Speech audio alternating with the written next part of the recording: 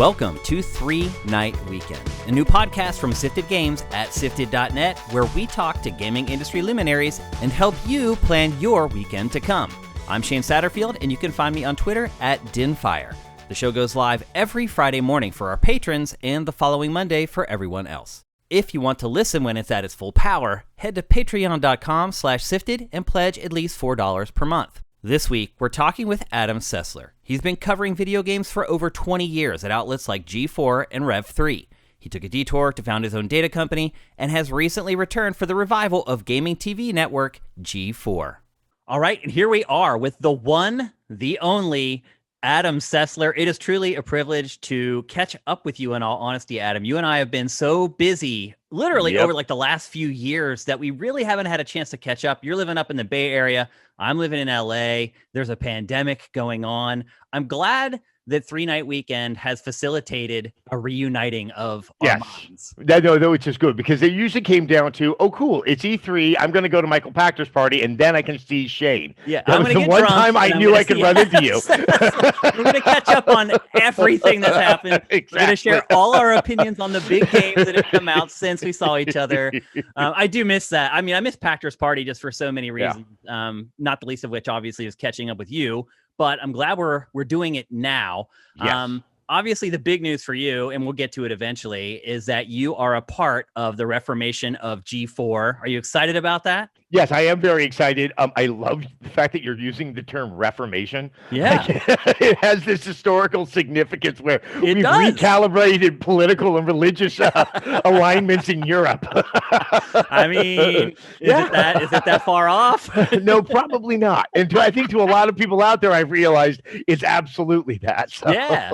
And look, so 3 Night Weekend, it is all about games. Obviously, we talk to luminaries from the games industry, but we also want to get to kind of know people on a deeper level and let their fans kind of understand them on something other than, hey, what game do I like or do I not like? Yes. And I think for most people, at least most people our age in the gaming industry, we kind of got into it by accident. Not a lot of people our age were like, I want to work in the games industry and I'm going to do X, Y, and Z to get into it. And then they did it. A lot of people just kind of fell into it. Adam, how did you end up in games? Oh, it was more by accident than it had any reason to be.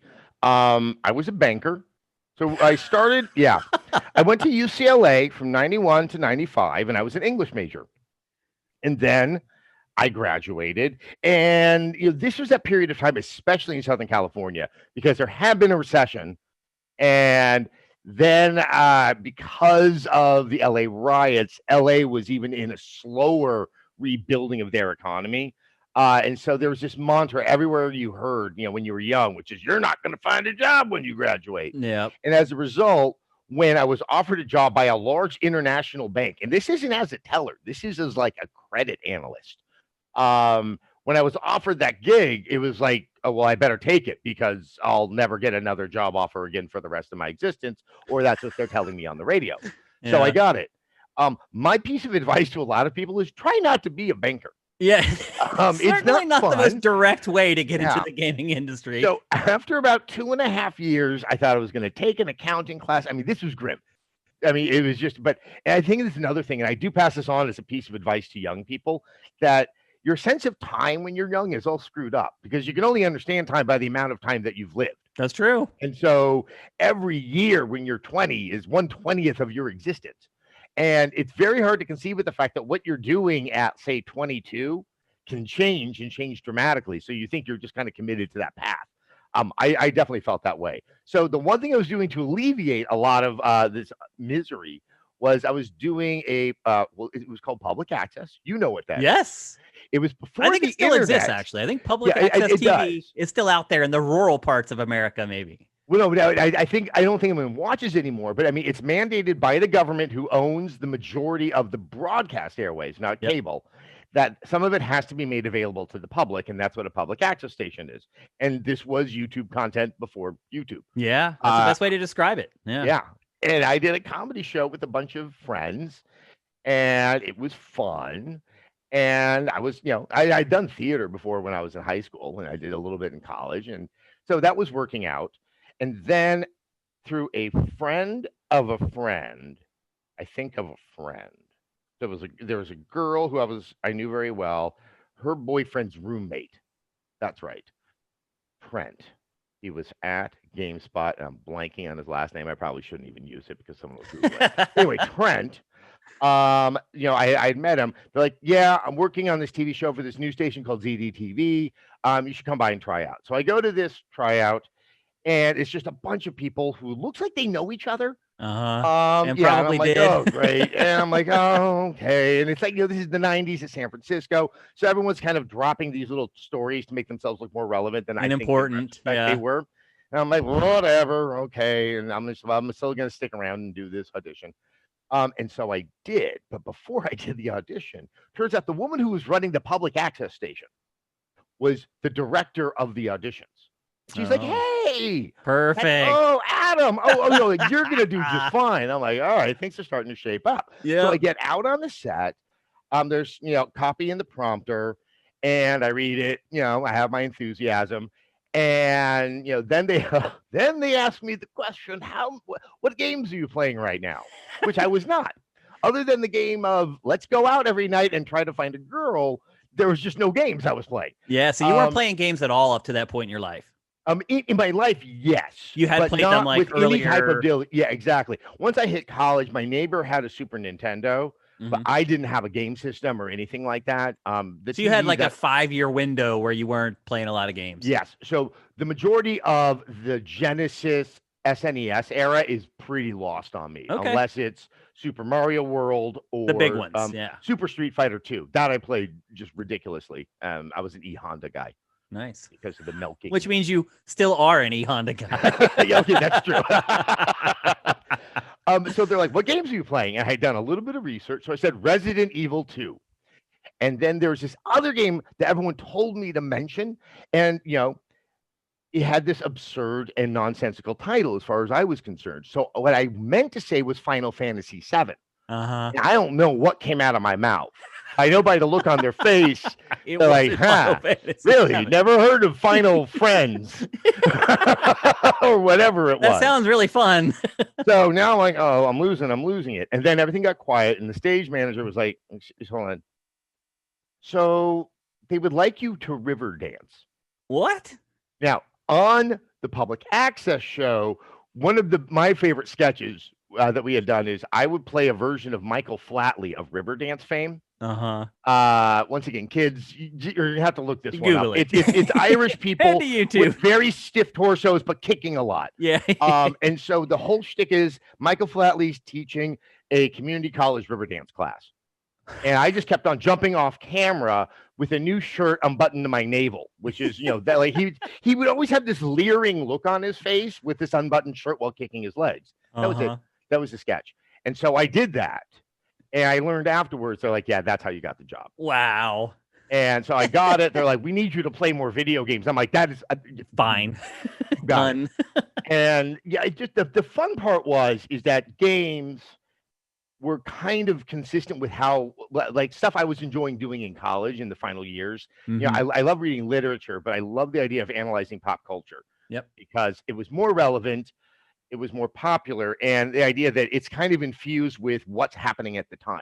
And you can get a better understanding of society from watching, say, a John Woo movie or maybe not Judge Dredd. At that point, games were the emerging pop culture. Yeah, exactly. Before that, games were kind of this thing that, I hate to say it, but for most people looked at it like that's a nerd activity. Oh, yeah.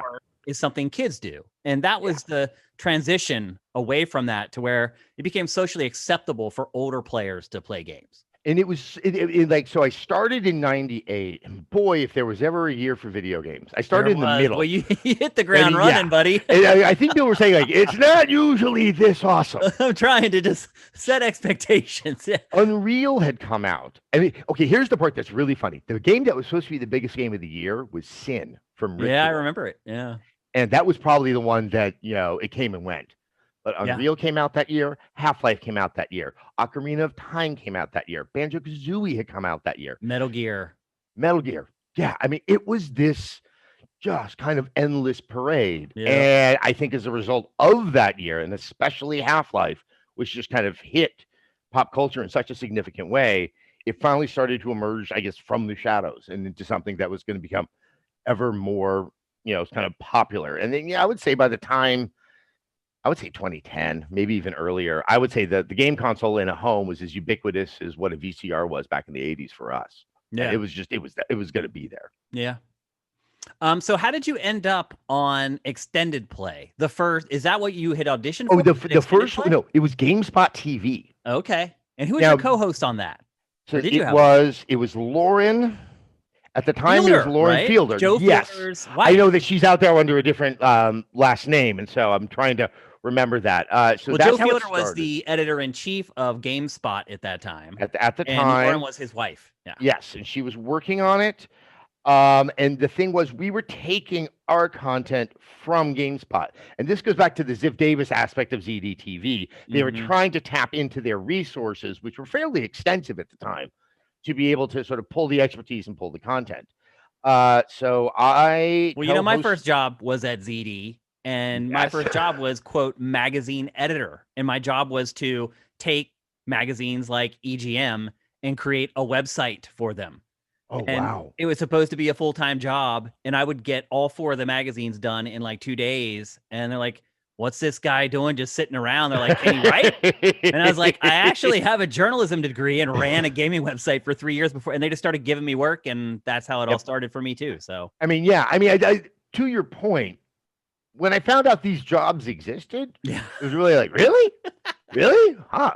That's kind of cool. Yeah. I mean, like the original GameSpot was run out of it was out in the avenues here, and it was office in the vaguest sense possible. I did not work there. By the time I started working at ZD, they had already moved into the 8th and Townsend building with Sega, which is where Tech TV was. Adobe, and ultimately where Tech TV was. Yeah.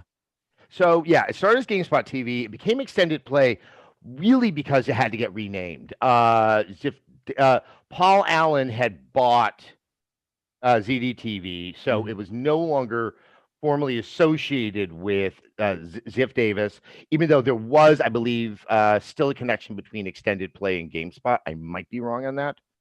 I don't think so. Yeah, do we have to then do our own editorial? I'm just remembering the level of staffing that we had, and I don't know how we reviewed those games. I know we had no involvement with it. I know that. Yeah. I was working at GameSpot. We had nothing to do with your show other than that guys around the office. Yeah, we were always in. So it's ancient history. It really is. It really is. Seems like yesterday to me, but it really is ancient history. So yeah, it becomes Extended Play, and it's pretty much the same show. It's a fairly tame once. Now, was Lauren still co-hosting, or did they get a new? No. Then they brought on Kate Patello. Okay. So for a while, yes, they brought on Kate. I think, did I do it alone for a bit? I did alone for a little bit, but I don't think it was. Yeah, they brought on Kate. Then, and you were filming the wraps at the Metreon, right? Yes, like the arcade. Started Sony's at the arcade studio, at the Metreon. Yeah. Among other places. Yeah. They decided to save money by not using the studio because you have to pay, a crew and staff. And so not only did we do Metreon, but prior to that, we were going to every random, like if it was a gas station that had a cabinet that didn't work, we might end up shooting there. And sometimes it was like squeezing blood from a stone to kind of justify the relevance of where we were. And also we would shoot on Fridays. And back in the late 90s, it was like San Francisco was kind of hopping.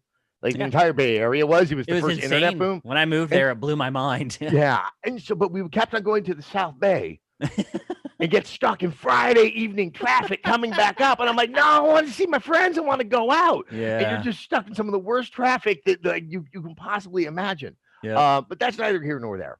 So yeah, it becomes Extended Play. That goes on for a while. And then you came on when it was still Extended Play, correct? Yeah. So you and I met each other out in just around the office, basically, because I was working at GameSpot. You were in the garage. You were working at Tech TV, and we both loved 3D platformers. Exactly. And I know you and I would sit and talk about like Banjo, Super Mario 64, Conker's Bad Fur Day. We review Conkers at the same time. I was remembering earlier today, knowing I was going to be on this show. There's that bit in the club with the cavemen. Yep. Where you have to pee on them and then you have to roll them up. But there's this tiny little ramp. And because of the crappy N64 graphics, you couldn't tell that there was actually different levels. Yeah. So I spent like a whole day unable to solve this puzzle. I'm like, can someone sneak me in the GameSpot? I got to talk to Shane, see if he's figured this out. Yeah. And then, and so we bonded over that. And then the .com bubble popped in 2001. And GameSpot laid off like half the staff. And basically it was last in, first out. And I was like one of the last hires that they had made. So I was laid off. And I remember it was awful because I had like spent my graduation money to move out there because GameSpot gave me like $1,000 to relocate or something like that. So all the graduation money I got from college, I spent to move out there. I had been there for like a year and a half and I had lost my job. Yeah. And I was like, oh, this is a nightmare. I still have a lease for the next 6 months at an amount of money that was like mind blowing to me at the time. And you saved the day. You just came to me, you're like, we're looking for an editorial person. You want a job? And I was like, hell yeah. And we really, really needed them. You saved my ass. Oh, well, that's incredibly kind. No, you saved our ass too. I mean, somebody's like, oh, what do you mean these games arriving with enough time to review them and be timely? And I came in and started doing editorial, and extended play lasted about another. And that's the thing. So I got there. We worked together for like 5 or 6 months, I think it was, on extended play, and then we got the mandate that, look, we need to change this show or the show's going to be canceled. And I was like, oh my God. I'm like, here I go again. Yeah. And then we were tasked with creating X-Play and we did it. And so, I mean, the Tech TV was in dire straits. I think that Paul Allen, who's no longer with us. Yep. I don't know. Sorry, I don't have a strong opinion. I don't think he was the greatest of people. I'll be frank. Okay. I couldn't figure out what you were insinuating there. So yeah, I'm just like, he's not here. He was an insanely rich human being who could buy things. Yeah, and one of them was a TV station. Yeah, and sometimes TV stations just bore people the way that maybe you or I might get bored with. I don't know, say an Assassin's Creed game 2/3 of the way through. Except when you stop playing with the TV station, people's jobs are suddenly on the line. People's lives, yeah. Yeah. And there was some stuff like that was happening. The internet, collapsed. The whole idea that we were doing live news for 8 hours, they had to cut back on that. Mm-hmm. And the other problem is, and I know people have horribly romantic memories of Tech TV, and I'm not going to try to disabuse them of it, but gaming was a little off to the side of kind of the direction that so many of the other shows were going. Yeah, I felt like we were kind of an outcast on Tech TV. Yeah. People didn't treat us that way. Like, they were cool to us and like... No, yeah. We weren't the redheaded stepchild that was living in the fruit cellar. We were actually allowed to the table, but our portions weren't as good. Yeah, it felt like we were like the afterthought in the network until we launched X-Play. Yeah. And then in an effort to try to really revitalize the network, and I believe this is post Paul Allen, they brought in, he did pass away a few years ago, and I'm blanking on his name, a wonderful president who was like, okay, we're going to kind of supercharge and we're going to get more edgy. We're going to go for a more youthful audience.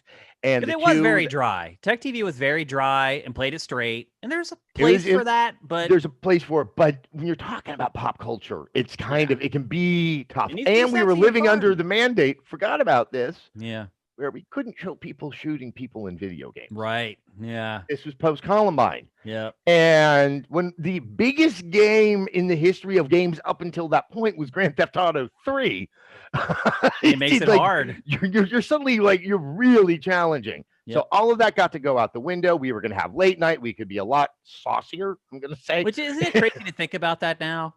That they're like, okay, your show's going to air like after 9 o'clock. So now you can show like people shooting guns. When you think about YouTube now, you can watch it 24 hours a day.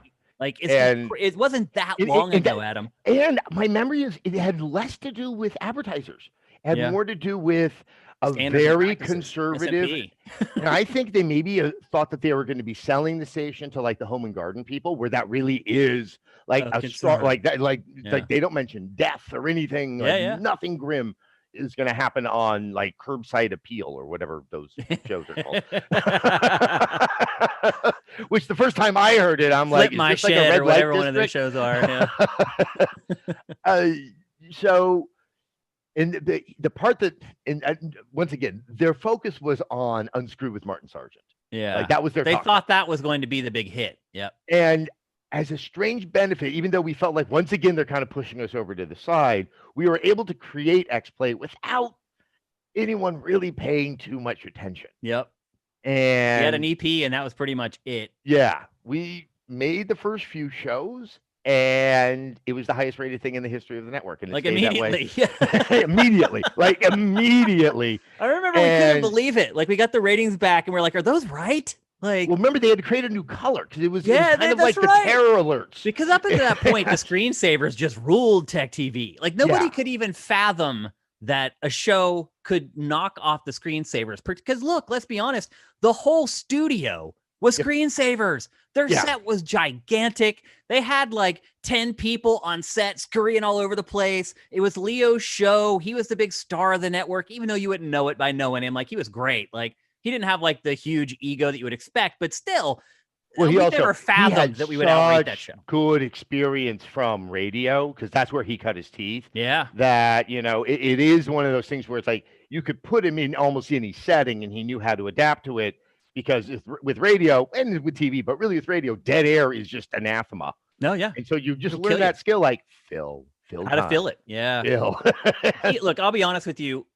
I had just started in TV when you gave me the job. I had been doing some video stuff at GameSpot. I remember that, yeah. But you and Leo were the first people I ever worked with where I understood what talent was. Right. Like right. the first time I went into the voiceover booth with you blew my mind.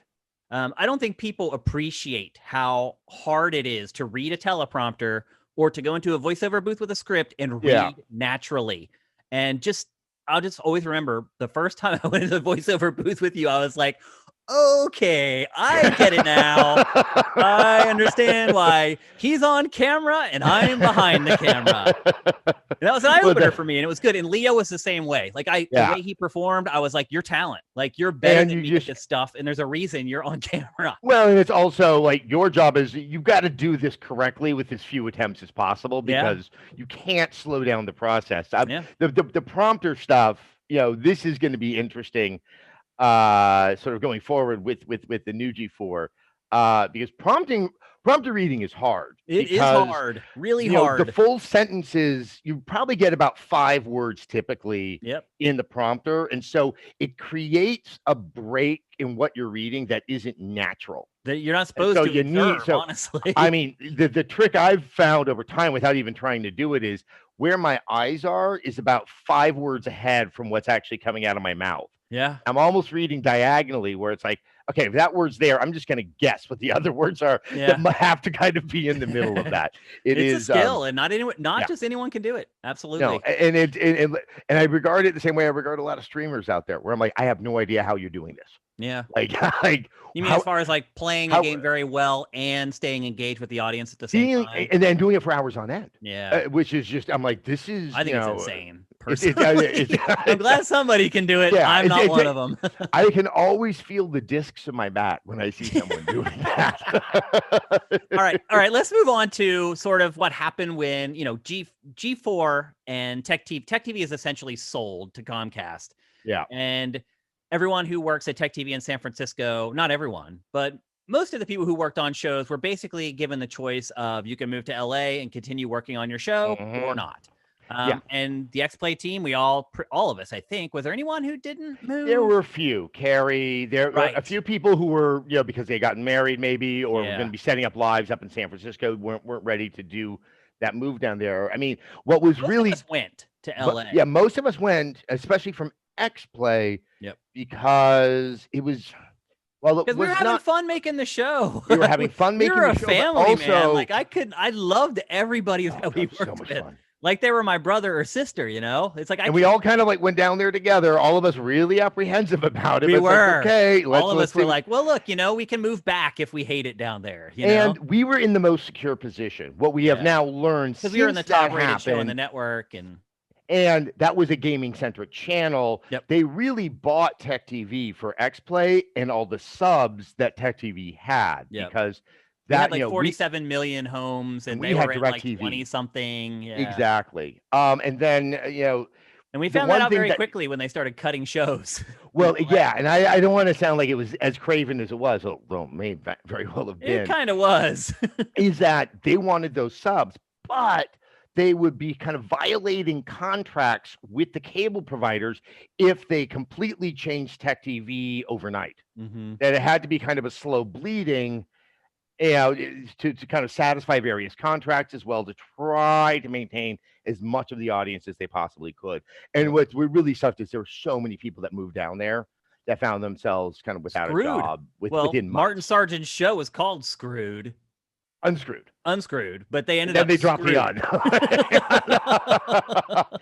Yeah, I mean, it was Everyone on that show got screwed hard. yeah, Because they it was literally moved down to LA and were here for, I don't know, what, like 4 months before? I mean, Maybe not even been that long. I'm trying to remember that. Trying It to wasn't recall long. this morning. Yeah. It wasn't Did very long. something maintained that was the screensavers before it became Attack of the Show? That's the part where it gets a little fuzzy. They for lasted me. a little longer. Yeah. Screensavers before it switched over to Attack of the Show. But then a lot of people who worked on screensavers, not all of them made it through the transition to Attack of the Show. No. It was. I mean, there were times I know that I felt just kind of guilty because we were kind of skating along. Because we doing sat things on the that made one everyone end, happy. We weren't forced to like interact with a lot of the G4 folks. It wasn't that we didn't like them. Yeah. But we had like our own corner over by the edit bays, and we just kind of kept doing our thing. It didn't feel that much different. We had better facilities. We had more resources. We had editors that were 10 feet away. I mean, it was literally just walk into the edit suite and work on stuff. We didn't have that in San Francisco, and I cannot tell you how life-changing it was. Like, I'm going to go check and see the progress on the package I'm working on. Instead of having to hop on a shuttle and ride a shuttle like 3 miles over to our studio like we did at Tech TV. Yeah. And then the other folks on like the other shows, they were kind of forced to integrate with the people from G4 who were already there. And look, they were all great people, but it's still awkward. Like when you... Yeah. When we got there, it felt like it was like us versus them in some ways, because no one could figure out like which shows are going to last, which ones are going to get cut. And it was like two very different cultures. Yeah. There was suspicion, apprehension. I remember that I was trying to be like, okay, I would be asked to go on like G4TV.com, which was their talk show with, I think it had Laura Foy and Tina and Kevin. And Jeff Keighley. And Jeff. I completely forgot about Jeff Keighley. He was doing stuff on the network as well. Yeah. And I know that, like, not you, but some other people on XPlay are like, what are you doing hanging out with the others? And it was like, oh, God, I just want, I crossed the line, too. I'll be honest with you. Like, I really liked a lot of the people that we met at G4. And I was like, I get why some of you guys are apprehensive, but like, if you get to know them, they're awesome. And a lot of it had to do. They're really and cool they people. weren't management.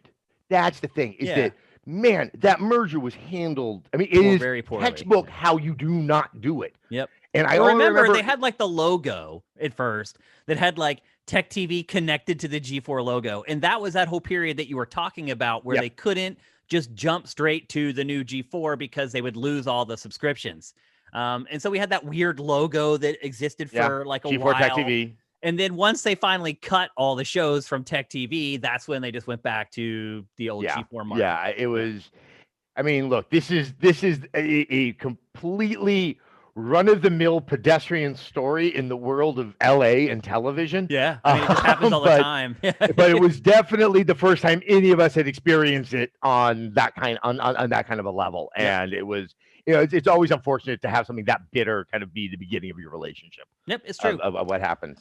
But then all the dust settled, and we just plowed along with XPlay, and we started doing like groundbreaking stuff. Like we started doing like the first live broadcasts of E3 press conferences, the first like 3-day live coverage of E3.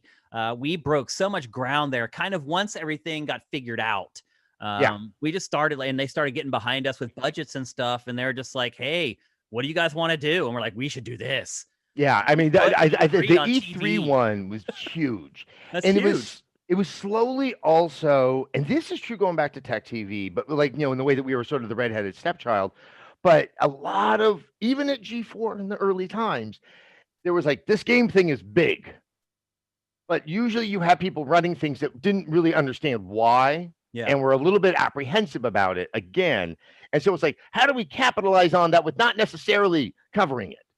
Yep. And it took something like the E3 coverage and the numbers it could bring in for that wake up call where it's like, The light bulb went off. oh, Yeah. hold on. If we, these games thing, people really will take their week off. So Yep. that's one thing I used to hear, that GeForce coverage of E3, people were like, okay, I'm taking my vacation so I can just watch all this nonsense all day long. Yep. Which, thank you, because I think it broke all of us to try to make it. So It was great hard. to know. I mean, back then, especially because technology wasn't what it is now. We were using tape. Yeah. It's so much easier to do this stuff now because everything's just an MP4. Back then, everything was on tape. It's like if you would go to a booth to get B-roll from a publisher, they'd hand you a tape. Yeah. Which you then had to ingest. Now they just send you an email with a link to download all the stuff, and in 5 minutes, it's ingested into your system, and you're firing it off on your TriCaster. Like, it wasn't like that back then. We had to do so much hard work to make that happen. And there were live bears on the floor, so you had to be running in terror of them as well. But look, things went great for a long time. The X-Play continued to be the top-rated show on the network, but at the same time, Attack of the Show finally started rating well. And so we really had like 2 flagship shows, both with their own style, both with their own content, but both shows that I think you could watch no matter how much you kind of enjoyed what they were talking about. I think that was kind of the through thread between the 2 shows. And then I left there in 2006. Okay, that's what I was trying to remember, is what year that was. Yep. Okay. I left in early 2006. I went over to MTV. They had their new startup game trailers. And then you guys kept going. I think I helped produce like 300 and some episodes of X-Play before I left. And then you guys just kept plowing, man. We eventually made it to 1,000. That is just amazing. Not many shows in the history of television can say that they made it to 1,000 episodes. I mean, there's like Entertainment Tonight. Stuff like that, though, like America's Funniest Home Videos, like shows like that are the ones that make it that far. MASH, I don't know if MASH made 1,000. I don't think they did. No, I don't think MASH, because even at 30-something episodes a season, no, they didn't do it. Get close. They didn't even get close to that. So that's quite an achievement. And so I was over at Game Trailers, and look, we stayed in touch the whole time because we see each other at events, we see each other at E3, always talking shop. I mean, I always knew we were going to be friends for the rest of our lives. And then I remember in, I guess it was GDC 2012. It was 2012. I came up to San Francisco for GDC, and I got off my flight and I got in my cab, and I was riding the cab up to San Francisco, and you called me. And I'll never forget this phone call. I go, hello? You're like, Shane. And I'm like, what? And you go, you're not going to believe what these motherfuckers are doing. And I'm like, what are you talking about? And I'm like, they're forcing me off my own fucking show. And I was like, what are you talking about, dude? Yeah. You're like, I'm leaving X-Play. And I'm like, you can't leave X. You are X-Play. And I'm like, just calm down. I'm like, surely there's a misunderstanding. You're like, there's no misunderstanding. And you just hung up the phone. And I was like, what?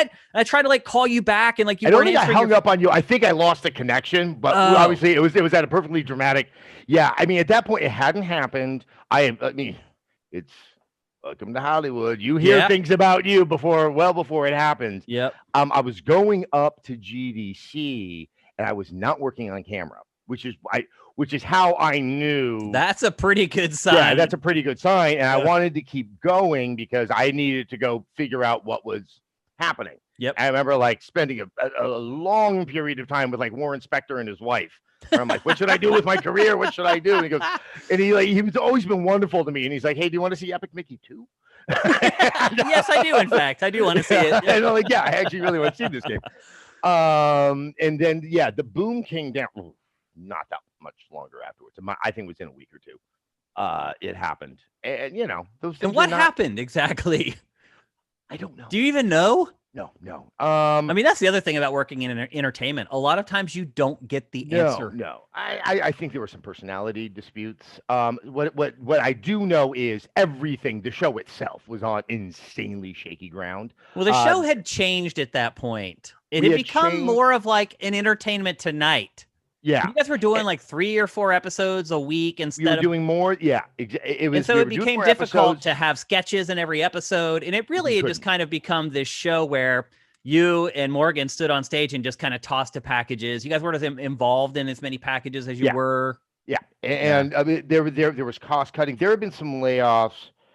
They had thrown a ton of money at us to go to an hour-long show multiple times during the week, which that changed everything. I did not work out as well, and so then they suddenly cut the staffing, and now we still had the same number of shows. I think we went back to the half hour, but now it was like just getting something to air with the staffing as it Yeah. was like, yeah, it kind of crimped what the how creative you could be.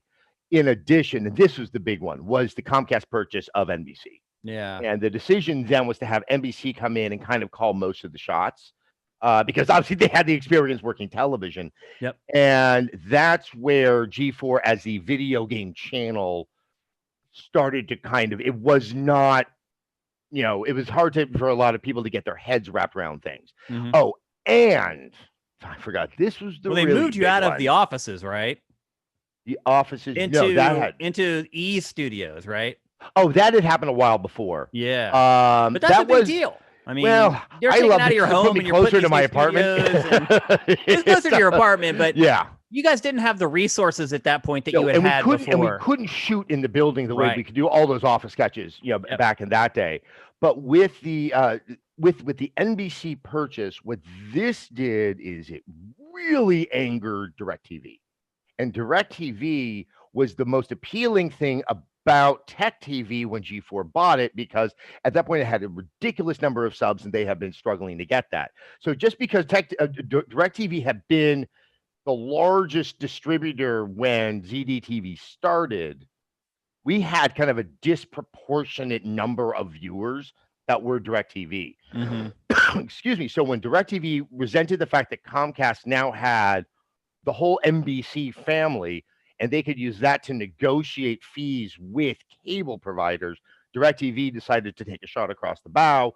G4 was the first network to be up for that negotiation, and boom, they dropped us, and our viewership just cratered. Well, yeah, I mean, of course. yeah, and that started this process of, okay, how much are they carrying G4? The beginning of the end, essentially. Yeah, I mean, and you could tell, and so we all felt that there was something coming collectively. Mm-hmm. I felt that something was coming personally as well, and I would vacillate, like, are they going to get rid of me? Are they going to get rid of the show? They went with me first. And I think that was, in all honesty, and once again, I do not know. I think that was an attempt that maybe I was the one dragging the show down. Right. But as I said, I think they probably figured out quickly that was not the case. Yeah. But yeah, it's unpleasant. It wasn't fun. Yeah. It did provide me with one of the strangest summers of my life, where I was just kind of like, aimless. Yeah, I'm just like, let's go hang out at Canners again. Were you still under contract for a while after you left? You were. So you were making money and didn't have to work. Exactly. Which kind of it's with that in mind that that can be a lot blessing of times or they a want to get as curse. much out of you as possible, and then the minute your contract's up, it's bye-bye. Yeah. But this is like, I think that maybe they can do one more thing. That Esquire channel stuff that eventually happened was. Didn't you work on like a viral video show for a while or something? Oh, with Kevin Pereira. That was for a hot minute. Oh yeah, it didn't last long, I think. Yeah. No. There are two things that absolutely hurt that show. Is because it could have been the first ridiculousness or whatever. and one of the shows, I think after 2 airings, the third show was on Halloween, and just that's not a great night. Yeah, for programming. Everyone's out having fun. Yeah. The following week, if memory serves me right, I could be wrong, but I know this did happen. It was Superstorm Sandy. Oh, geez. So the entire Eastern Seaboard loses its power. That will impact your ratings. I think so. Maybe just a little. Yep. So after that, you ended up at Rev 3 Games. Yes. And tell us a little bit about why you went there, and 2, what it was like working there. So I solicited a lot of offers, and there were things about Rev 3 where it was I guess the best way to put it was the least defined. Mm-hmm. And I see that as a positive, where it's like, okay, here's this small thing. Let's see what we can do with it. And it definitely looked like I could get my personal touch on it more substantively than sort of, say, nascent projects that were out there or very established institutions. Going back to San Francisco was appealing. My family is up here. Yep. I know, as expensive as San Francisco was, I know how to kind of navigate my way through the city and sort of mitigate. And your wife, I believe, preferred to live up there as well. Yes, right? yes. I think there's a lot of weight in that. yeah. There's a lot of weight in that, and so we came up here, and you know what? It was one of those. I'm so proud of so much of the content I did there. You did some but good I stuff also, there. yeah. I mean, it was like finally, it was like, let's see what a 9-minute review can do, and it could do really, really, really well instead of 2.5 minutes, 3.5. Yeah, minutes, just trying to sort of hit all those points. Yep. But oh boy, to everyone out there that streams or YouTubes, I tip my hat to you. I mean, that is, it was hard because it's a beast that needs to always be satisfied. Yep. And there used to be, I think, that feeling, especially in live TV, but even when we were doing stuff like X-Play, when the show's in the can, it's like, all right, we did that, and now we move on. Yep. And with YouTube, it's like you can always have one more video. Oh yeah, and you always need one more video. And I hated Nielsen ratings when I was living under them because they were so unclear what they were saying and unfair. Unfair. But then suddenly, when you have raw viewership numbers, I'm like, ooh, I missed the more massageable Nielsen numbers. Things that you could spin. Yeah. Funny how that works. Yeah. And that obsessive, like, okay, refresh the page. Are we doing well enough? Are we doing well? Are we not doing well? So I did it for about 2.5 years. Once again, I'm just incredibly proud of the work we did. I love the people that I worked with, but it was like, I can't. Like that was just a pace that was going to be there was no clear place where it could plateau. And now, Adam, part of it though also was having to deal with the YouTube community. Am I not wrong? Oh, that didn't help. Yeah. There was a certain point where you kind of laid down a mea culpa about internet culture. Yeah. That I think a lot of people still kind of associate you with. Well, I think some people think that maybe the internet culture, the people online and internet comments may have run you off. Yeah. No internet comment is going to run me off, but well, not one, but maybe 50,000. Because it's something to deal with that a lot of people I don't think can understand.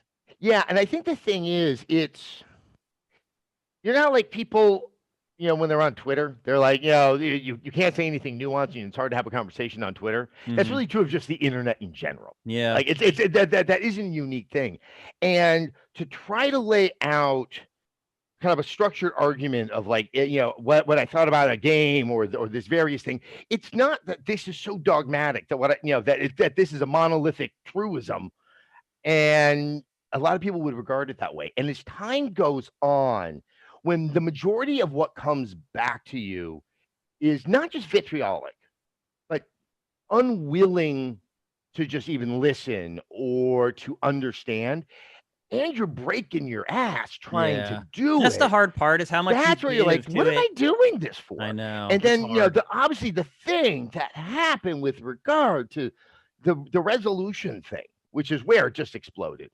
Yep. And it was because I think it was a Sessler's something, which was like my soapbox thing. Yep. Where I went to an event that, what was that horrible Roman game at the launch of the Xbox One? Rise. Yeah. Son of Rome or whatever. No, it was an attractive game. Yeah. I wouldn't say, and I remember looking at it and going like, oh, that looks pretty good. And then I learned it was not 1080p proper. It was somewhere in between the 7. Yeah. Maybe it was like the checkerboard thing. I don't know. Well, back then there wasn't checkerboarding. But there was some type I know what you're saying, yeah. Yeah. And what I was trying to say in this video is that, to my eye, I'm like, I thought it looked really good. It was crisp. It did. I like the Roman aesthetics. And it wasn't 1080p. I'm like, I think we're putting too much emphasis on these numbers. Yeah. Rather, and because I mean, let's be honest, it was the best looking launch game. Forza, Forza looked good, but then Forza always looks good. And it's always like, I want to see Forza's easier to make it look good. And also, when things are going that fast, there's ways to hide things. Mm-hmm. So, and then I think up until that point, Sony was still touting that they were pure 1080p. Right. Kill zone. Yeah, exactly. So, and it, So basically, you got caught up in the fanboy war. yeah, except this time it was crazy. I mean, I've dealt with it so many times. I mean, like threats against me, like people were threatening to rape my wife, and it's just like over the plastic box that does the fantasies. No, and once again, it's not like, oh my God, I'm scared. It's like, I don't have it in me. It's like, this work is hard. It wears you down. The game, like, I'm reviewing games and not hanging out with friends or seeing my wife just so I can get to the end of a game that I already know kind of sucks, but I got to get to the end of the game just in case in that final stretch, that last act, it somehow does something good. Yeah. And it's like, no. People don't appreciate it. Yeah, they're just looking for something to pick apart. Yeah. Yeah. And it just becomes exhausting. And it was just like that was the burnout was already happening. Like, just the other thing is covering console launches is horrifying. It is. Like, it is because you're absolutely and utterly at the mercy of these companies. And once again, we're trafficking in video. And this was at the point YouTube was definitely taking over, but there was still a lot of mindset where you look to print or you look to something that was more like that could survive on text with more limited video or could just handle screenshots. When you're doing just straight YouTube, you can't. Yeah. And you don't know from one day to the next if you have all this supported content. Yep. What makes matters even worse is there are people in an ad sales department that are selling coverage. You don't know what the coverage is. You don't, or if you're going to be able to complete it. Exactly. And like, that is the worst pressure in the world. It's so much stress. Yeah. Because that's bottom line stuff. That's like, and if it doesn't come through, who do they come to? Yeah. So like, okay, so we're thinking there's gonna be 9 to 10 videos. I'm like, I can't tell you if I like, there's no way to know. We don't have the assets. 15 publishers can't tell us if we're gonna get assets. And they have, and look, it's not their fault either because they have to book that business way in advance. Yeah, they have to. But also, it's a big opportunity for them because it's a console launch, and it's easy to get clients to get excited around that. Exactly. To get Doritos or Mountain Dew to be like, yeah, we'll support you guys in your console launch for the new PlayStation. Heck yeah. Yeah. And then it's just like, I was at that point, like, I honestly didn't know like if I was gonna live to 2014 at that point. And by the time I got to 2014, it's like suddenly you just look at kind of the road ahead, and it's like, okay, there might not be a console launch, but it's still kind of a death march that just doesn't have any kind of clear resolution or a plateau that's happening somewhere out there. And you have the internet that's trying to, that thinks it by saying I want to rape your wife is the way to handle being angry about resolution. Yeah. Well, look, I'll be honest with you. When you told me that you were leaving games coverage, I didn't believe you. I thought, I'll be honest, because I know how passionate you are about it. No, I love it. Yeah. I mean, the conversations that we've had, like, I'll remember for the rest of my life. Like, I know that you have the fire for games. So when you told me that you were leaving games coverage, for one, I didn't believe you. I thought something had happened at Rev 3 that you couldn't talk about yet, and that you had something else lined up, and you were going to go to that new gig, and you're just going to continue on. And no, you were being honest. And instead, you started a brand new company like almost 2 years later called Spike Trap. Now, in between there, you hosted some stuff for E3. I think you actually did something for like Spike, I was before. Oh yeah, I did that. And I went into the world of consultancy. Yep. And you did the Bethesda E3 presser with Morgan, which was awesome. A nice little reunion. That was a tough day though. I forgot. Not because of Bethesda. That was the horrible shooting at the club in Orlando. Yeah, and that was. Oh, I'm glad. That's one of those times. Focused on camera, huh? Yeah. And it's like, boy, if we were still at G4 when that happened, I mean, it's like everyone was having to look at their, what they were showing and like, hold on, how is this going to play? I know it's hard for sure. It was tough. So you did that. You did some consulting, and then you started your own thing, which actually had just only tangentially to do with video games. A company called Spike Trap. Yes, and this is actually somewhat born of those final years, covering games.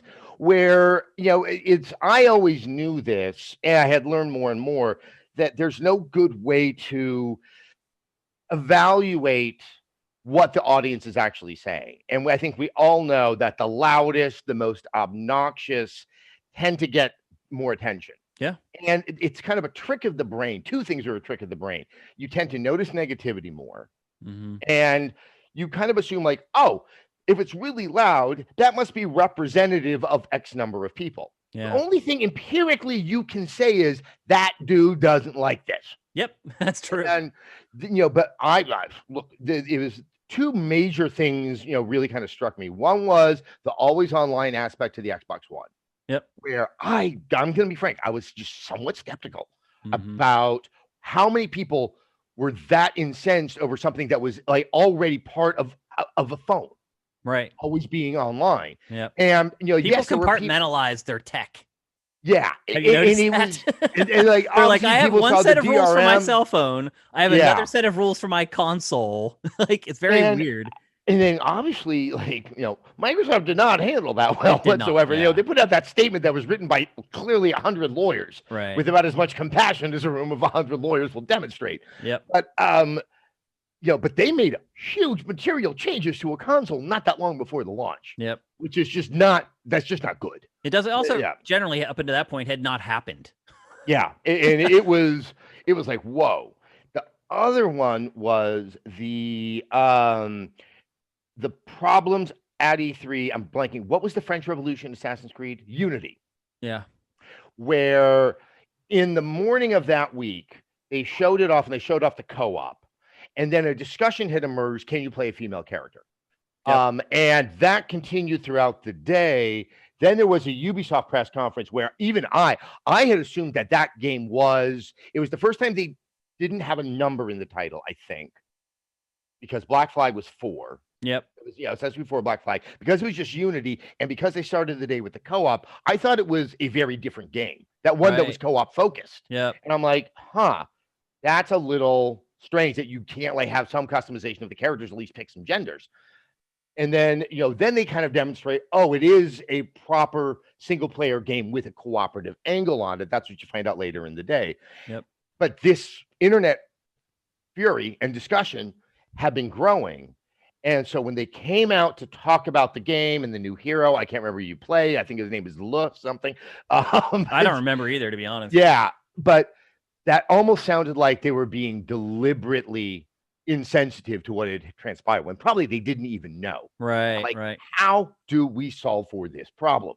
Because, there's ways of just kind of avoiding that PR disaster or, not changing your game so materially as to satisfy what is actually a very vocal minority in terms of your audience. And so we met up with some people, one who was just very experienced at machine learning and AI, and we taught machine learning system how people talk about video games, which is very different than how we talk in English. The classic way I like to describe it is, in no other context should you celebrate a headshot, right? Other than video games. Yeah. And so more traditional English language, sort of surveyors of language, would look at headshot as a negative because it is. But in the game space. Exactly. And it's satisfying. Yeah. And someone once said that they were so frustrated because it's really bizarre, but true. Yeah, it really is. But the tools that were currently available, if someone said XCOM Enemy Unknown is the shit, that is a positive. But enemy and shit immediately would flag it as a negative. As a negative, right? Yeah. And so we taught the system to do it, and then we could it would able to identify, okay, people are talking about this game. Here are the topics of conversation around the game, and they're trending in a positive or negative direction. And it would happen in near real time. Yep. And that was the thing, so that you could suddenly say, like, okay, we made the announcement here. How did people take it? And that get an accurate reading of it.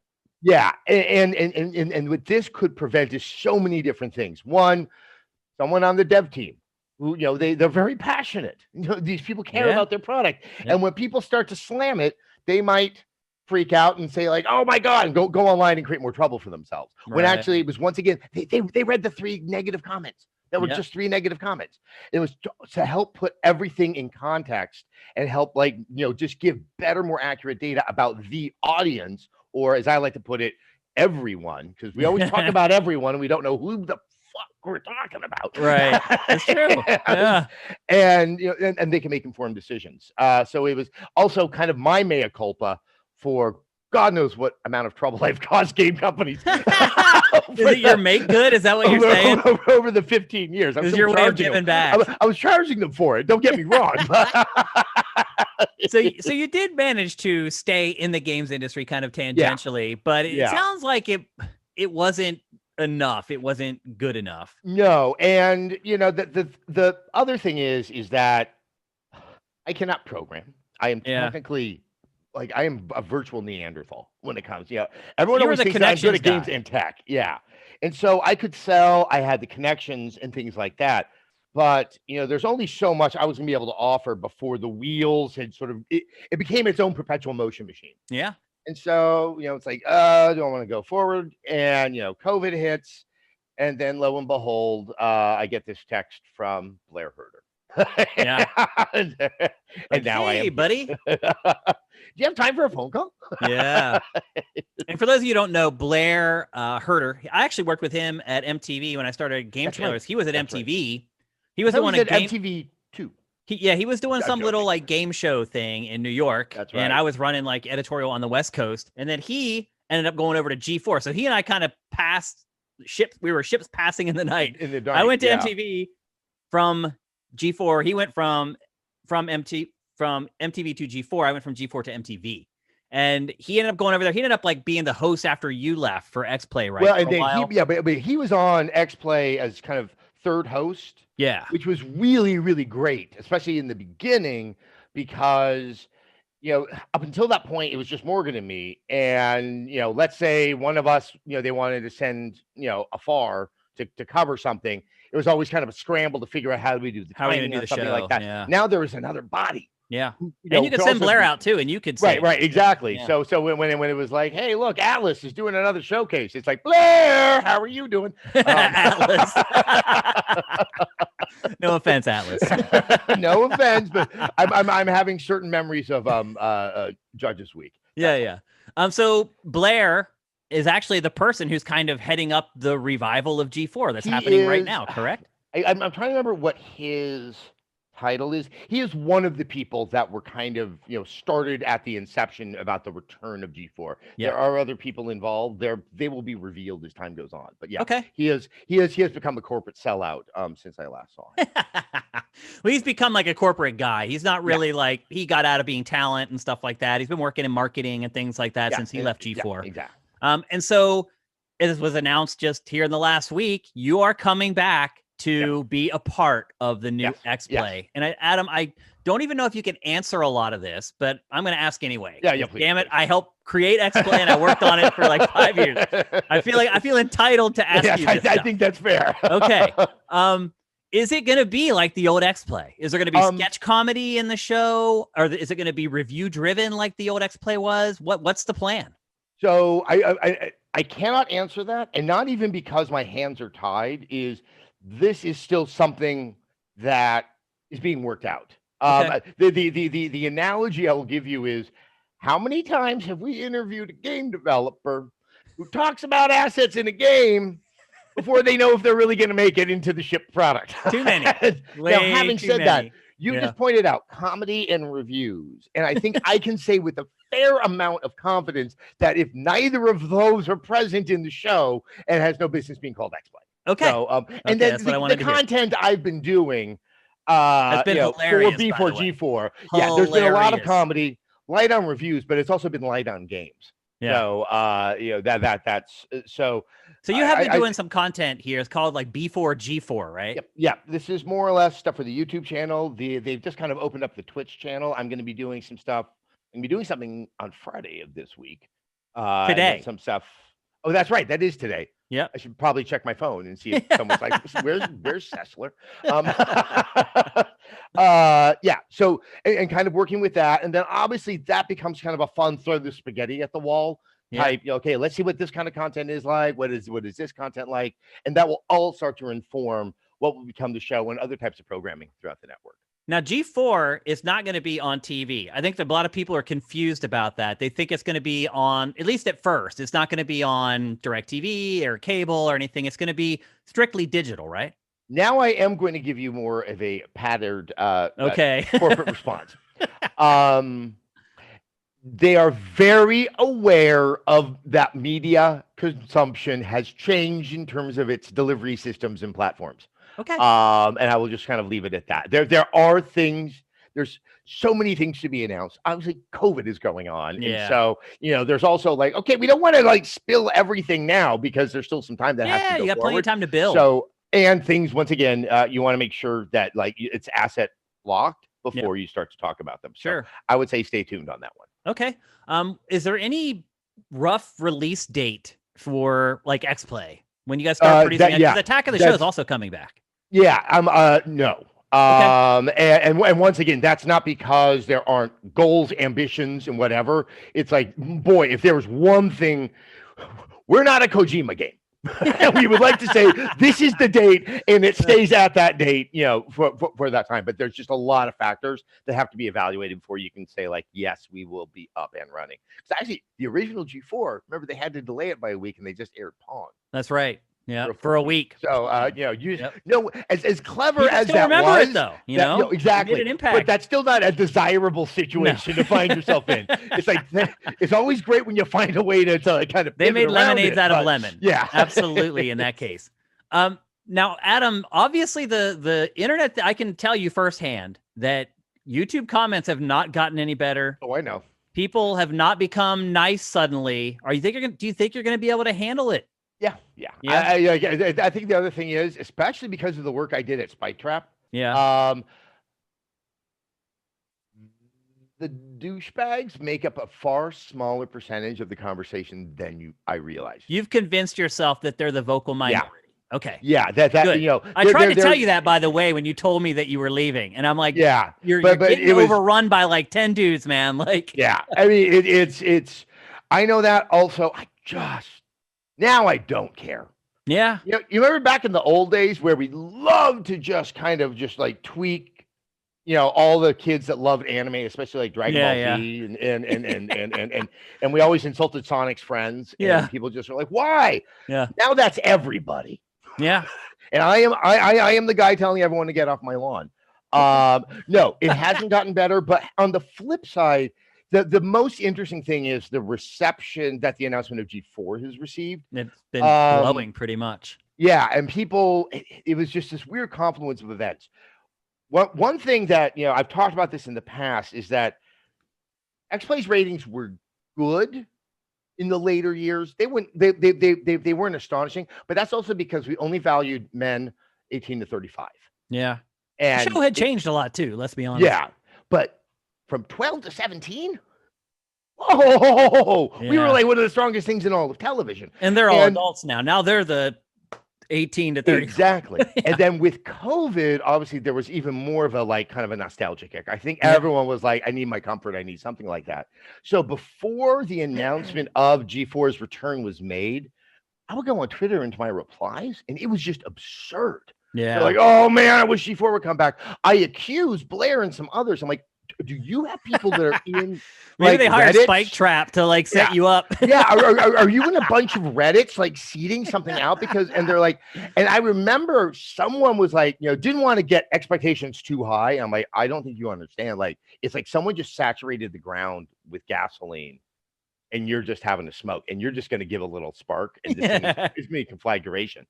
And that's, that's exciting. And I think it was one of those that now there's been so much distance between where I am now and 2012, which is when, and the show that is like, we were kind of a very important part of a lot of people's lives. Yeah. And I think a lot of people have missed you too, Adam, to be honest with you. And I think a lot of people will be protective of you. Now, because they lost you once already. Yeah. Well, like once again, the internet isn't like that part I'm not worried about. Obviously it is a big, exciting world out there. Yes. With many strong opinions, but it was so much fun to go back and do it. And like just doing my first VO where I did the 3, 2. Yep. And just kind of started reading again. And I'm like, oh yeah, this feels familiar, comfortable, back in the saddle. Yeah, it's like that sock that just like has through sweat and grime, it's form fitted to your foot. Now I'm curious, Adam, have you checked out Venn, which is kind of the latest I'm attempt to aware. mimic Yeah. G4. The network has not. It's done horrible. Let's just be honest.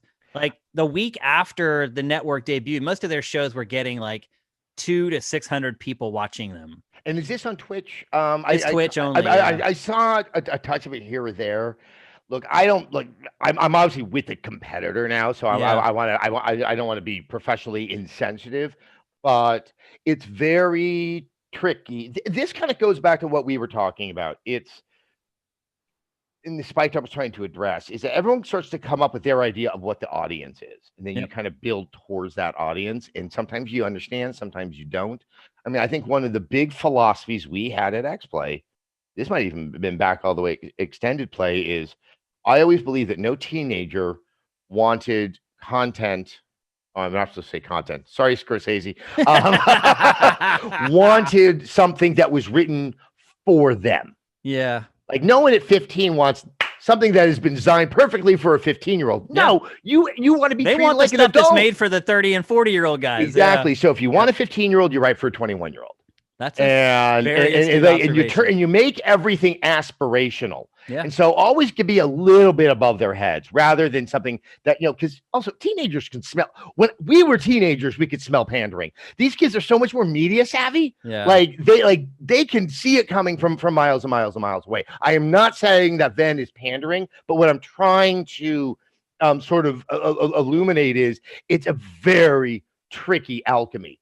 Well, the biggest mistake I think a lot of, and I'll say it, content creators make now, particularly when you have a big budget and you're trying to do something bigger than like a Patreon or whatever you're trying to grow, is that they assume that influencers are going to drive eyeballs.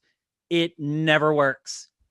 People like influencers on the platforms that they're on. Yeah. They like Ninja on Twitch. You put him on some corny TV show where he stands there and like does raps.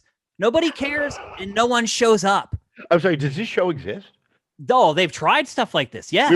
It's like Ninja Raps, Ninja Raps. No, have you watched Ben? I mean, no, once again, I dropped in. I know you are reticent to criticize Venn. Yeah. I'm not. Venn is basically influencer TV. They went out and they found kids that have a lot of followers on TikTok or wherever. And they're like, hey, if they'll just tweet out, I'm on this new show, people will show up and watch them. That's not how it works. And what you're pointing out, I think, is very, very important. Sort of what streamer culture, what that is about in the most extreme way, is a complete collapsing of performer and audience. Yeah, like the wall that separates them is very, very razor small. thin. Yeah, that's why people like it. No, and people love it, and there's a place for that. I am not. Yeah. Where Tech TV, I think, was somewhat revolutionary, and I would say especially with screensavers and call for help. Leo was at the helm of something like that. It started to contract that distance? Like had rarely ever, if ever, happened on television. It still doesn't happen on television. No, it really does. Like there is a huge distance. Like I am, and YouTube stuff kind of falls somewhere in the middle. And yet you need to appreciate not just your audience, but your medium. Marshall McLuhan, with one of the most famous and important lines of the late 20th century, the medium is the message.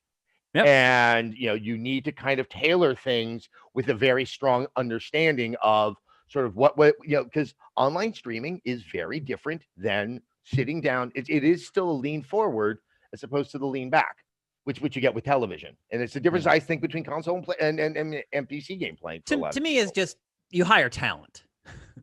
Yeah. Okay. Well, also, you need somebody. You hire people who are good at what they do. You don't hire people based upon how many followers they have somewhere. It just because that traffic does not follow them everywhere they go, and you're not going to get anyone interested if they're not good at what they're doing. Just throwing somebody from TikTok on camera and trying to have them read a teleprompter, it's not going to end well. And it hasn't ended well, at least not for Venn. So it's encouraging to hear your perspective kind of on what's maybe going to happen with the future of the new G4. Yeah, and the one thing is that there are people there at the helm of it that watched G4, that liked G4, and that's the part that has. Because you probably are wondering, it's like when G4 came a calling, I was like, let me just go back to no.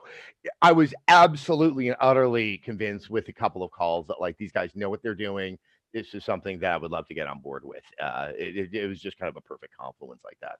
Well, Adam, I think I can speak for literally everyone, except for your 5 haters.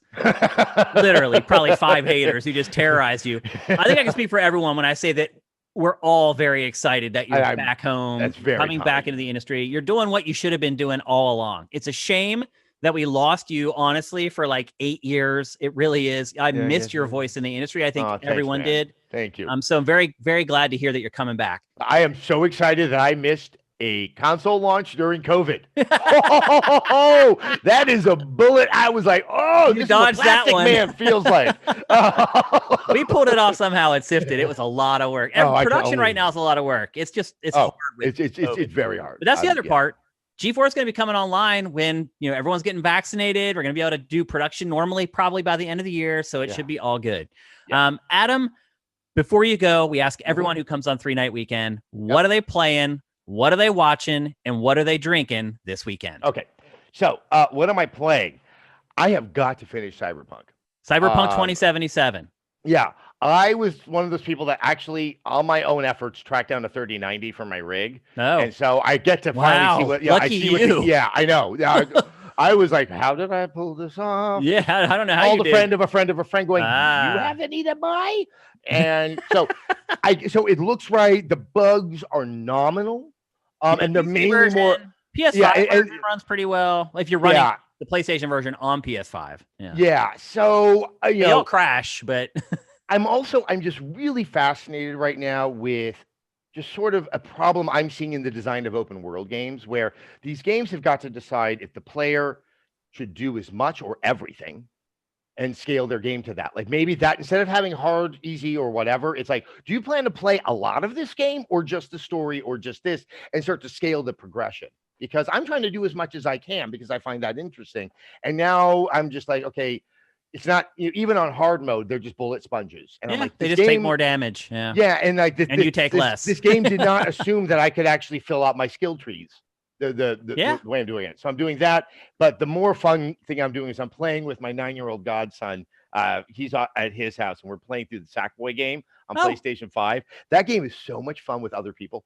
Cool. I'll be honest with you. I have not even tried it yet. I haven't played it. It's a platformer. I know. It's a platformer, and the physics that used to drive us crazy in the platforming of Little Big Planet, don't worry. They fixed it. They jump like normal people. Great. That are made of yarn and jump. Okay, so that's what you're playing. What are you watching? WandaVision. WandaVision. I am down with that show. It seems to be polarizing. Oh yeah. But as someone, I don't know how you feel. Although I kind of see a look in your eye.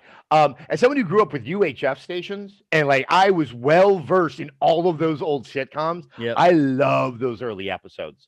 Obviously, it's becoming a little more Marvel. Yeah, it is. I think that's been the problem for a lot of people. They watch the first couple episodes and they're like, "What is going on?" Stick with it.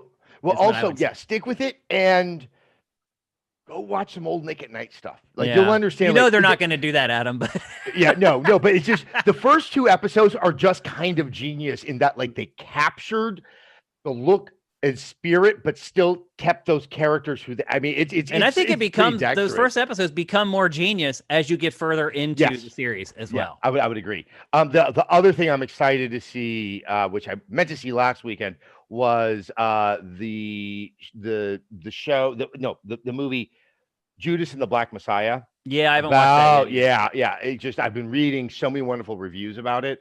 That's one of those films that was supposed to be released in theaters. And I was so excited for that movie because I know the story. It's about of course I'm gonna just blank on the name, but the Black Panther leader in Chicago who was killed by the Chicago PD back in the 60s. But this is about a member of that Chicago chapter who actually betrayed him, and it's told through his eyes. And so you get this kind of amazing piece of history. Reviewed from it. Very well.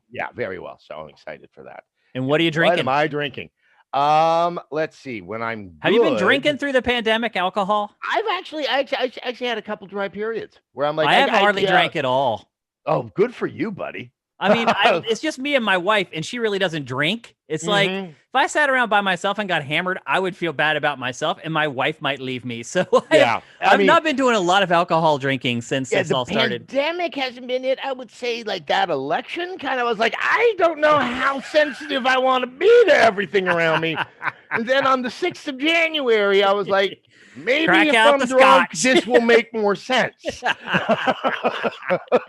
So what were you drinking on that day? Oh, that day? Oh, no. Anything that would make me not want to scream. Yeah. that was pretty much. But yeah, right now I have a Japanese whiskey, and Okay. that's what I have on a good day, and just regular bullet bourbon on a normal day. All right. So Adam, where can people find you on Twitter? On Twitter, it's at Adam Sessler. You're lucky you have your actual real name. Yeah, I mean, this was I felt I was late in joining it, but I guess there's only one other guy I know that has my name, and he's in Israel. Yeah, and he hadn't snagged it yet. I guess he hadn't done it yet, or yeah. And then what about like G4's yes. YouTube channel and Twitch channel? So they're all under the G4T, like youtube.com/G4TV. But there is an XPlay channel. There is an AOTS channel. Most of my stuff is going to go on the XPlay channel, but then stuff that's more kind of about the network. There's some pretty funny videos. No, there's some really funny videos. Yeah. And that I think is living under the G4 network. Okay. And as it stands right now, most of the new content is dropping on Fridays. And so there should be some new stuff up today. Yes. Actually, this is going to be it's a fun one that's up. We talk about the Resident Evil. Is it 8? Village 8, whatever. Yeah, whatever that demo was. Yeah. And we do a list of the most scary things in Resident Evil games that have nothing to do with horror. Oh, that's a good list. Yeah, what you buying? That's a good list. I'm gonna after now that we're done, I'm gonna go watch this right after I get done listening to 3 Night Weekend. Listen, Adam, thanks a million for coming on the show. My pleasure. I might owe you a lot, and so thank you for coming on. And again, you can find Adam on Twitter at Adam Sessler.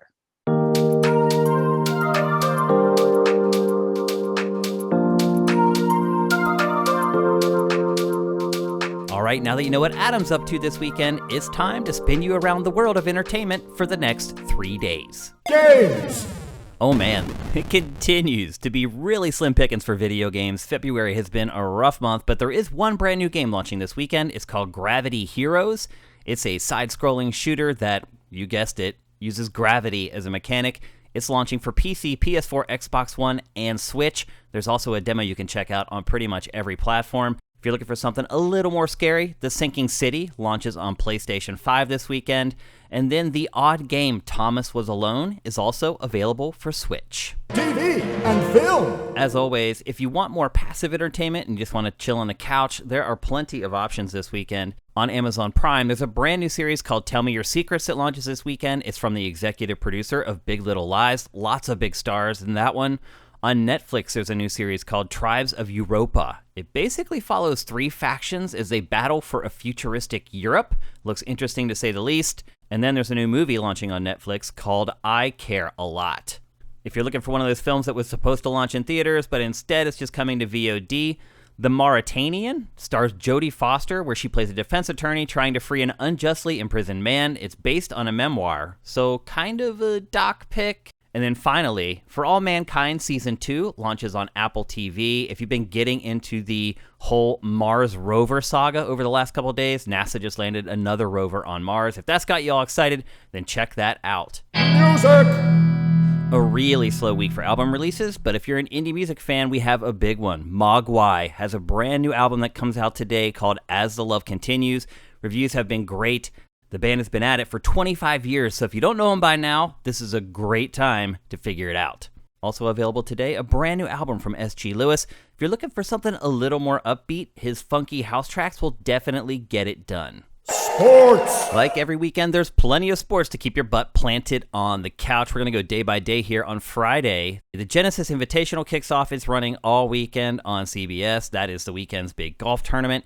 But probably the biggest sporting event of the weekend is the final round of the Australian Open. Unfortunately, the times for that are a little rough. Both the men's and women's finals happen at 3:30 a.m. Eastern, 12:30, just past midnight, on the West Coast. So you might want to just wait until you wake up the next morning to check those out, but that's going down this weekend.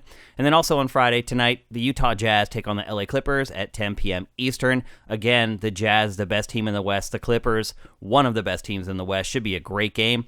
On Saturday, it's all about Premier League soccer. At 7:25 a.m. on NBC Sports Network, it's Southampton versus Chelsea. And then later on at 12:30 Eastern on NBC proper, it's Liverpool versus Everton. And then the big hockey game on Saturday, it's the Vegas Golden Knights versus the Colorado Avalanche, two of the best teams in the West. And that game happens at 3 p.m. Eastern on NBC. So you can just keep it tuned to that one channel for the best of sports on Saturday.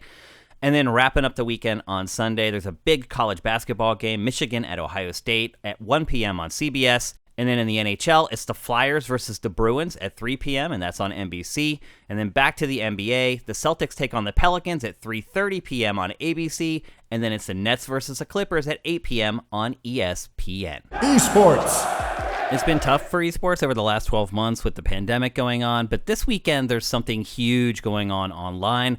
BlizzConline, is happening all weekend. In addition to brand new information on Overwatch 2 and all of Blizzard's other games like Diablo 4, there's also a bunch of esports tournaments going on for things like Hearthstone and the original Overwatch. And again, it's going on all weekend, and it's completely free. Also this weekend, the IEM Katowice 2021 $500,000 StarCraft tournament is going down.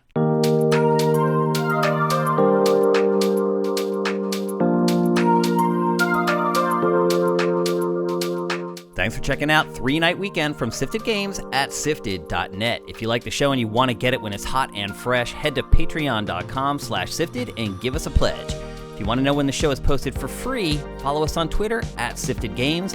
And if you want to reach me, you can find me on Twitter at Dinfire. We'll see you next week when we talk to Tommy Tallarico. Until then, I'm Shane Satterfield reminding you that every weekend is a 3-Night Weekend.